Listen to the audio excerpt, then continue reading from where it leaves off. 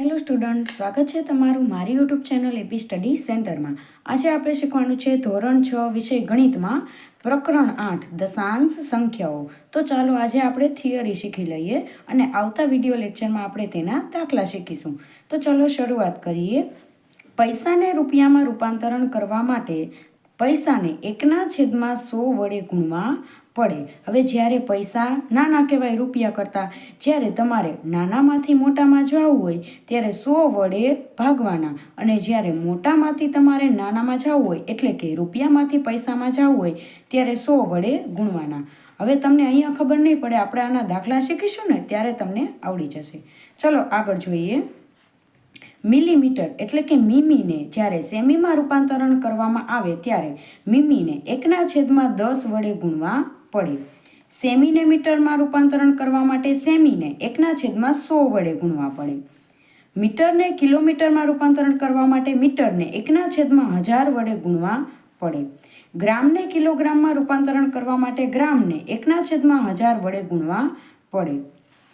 1 મણ એટલે કે 20 કિલોગ્રામ થાય. અધમણ એટલે કે 10 કિલોગ્રામ થાય. ક્વિન્ટલ એટલે કે 100 કિલોગ્રામ.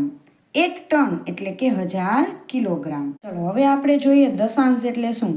જે સંખ્યામાં એકમ અને દશકની વચ્ચે ટપકાની નિશાની આવે તો તે સંખ્યાને દશાંશ સંખ્યા કહેવાય. ઉદાહરણ તરીકે જોઈએ તો 38.9 અહીંયા એકમ અને દશક વચ્ચે પોઈન્ટ આવેલો છે. એવી જ રીતે 56/10 હોય. દશાંશ સંખ્યા એટલે કે સંખ્યાનો 10મો ભાગ. તો શું કરવાનું, એકમ અને દશક વચ્ચે શું આવે, અહીંયા પોઈન્ટ આવે. ચલો હવે આપણે જોઈએ શતાંશ.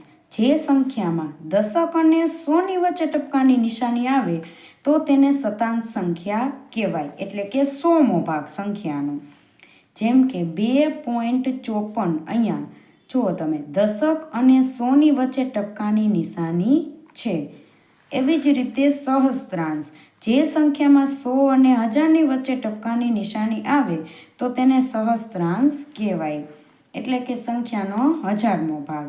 તો અહીંયા જુઓ તમે, એકમ દશક ને 100 અને 1000ની વચ્ચે શું આવેલું છે, પોઈન્ટની નિશાની, ટપકાની નિશાની આવેલી છે, તો તેને સહસ્ત્રાંશ કહેવાય.